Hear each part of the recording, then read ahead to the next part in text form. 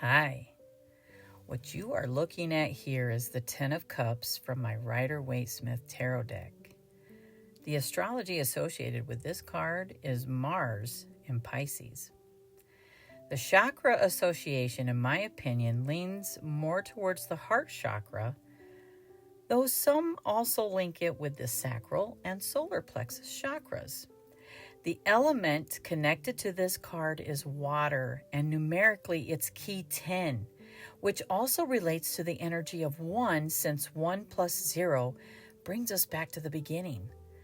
The keywords for this card in the upright position include marriage, happiness, family reunions, homecomings, gatherings, long-term relationships, stability, and security.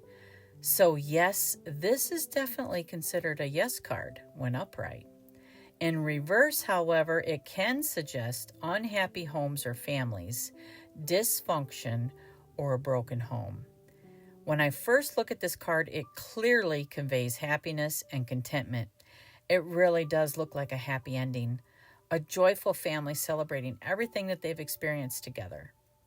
Now, they've reached the end of a chapter, but as we all know, all endings are also beginnings, because 10 is a number of completion, but also a return to 1, the start of a new cycle.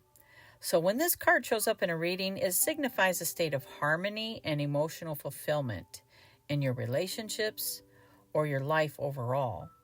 It's the realization of dreams and desires where your personal and emotional needs are deeply met.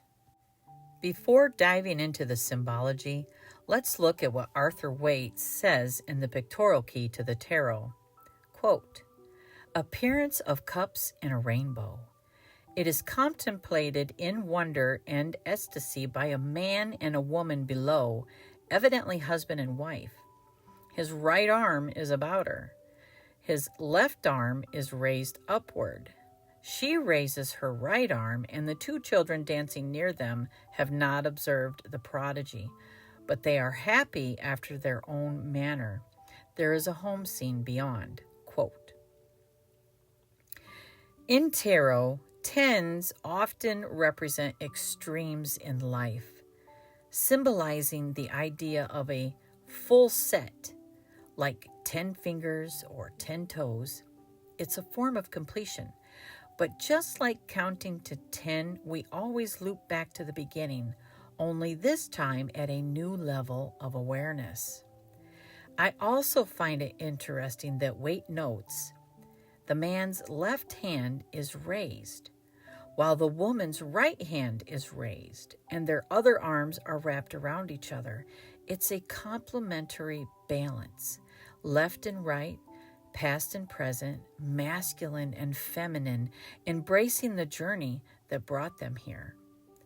They're also gazing toward the horizon, and in tarot, mountains, hills, and trees close to the figures usually represent immediate or current obstacles, but here, those symbols are further in the distance, suggesting that any hardships are behind them and there's still potential ahead.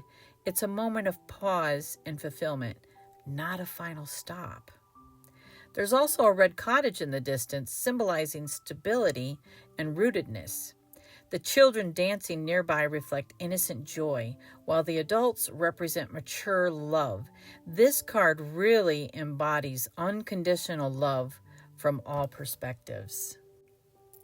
And let's talk about the cups in the rainbow. In earlier cards like the 8 or 9 of cups, the cups are placed on the ground or in the physical realm. But here, they are in a rainbow, a symbol of divine or supernatural love. Where the 9 of Cups reflects a more individual form of fulfillment, the 10 of Cups shows a shared communal celebration of love and harmony.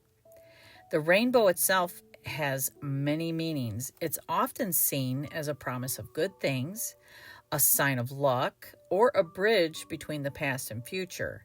It can also symbolize a covenant or sacred agreement.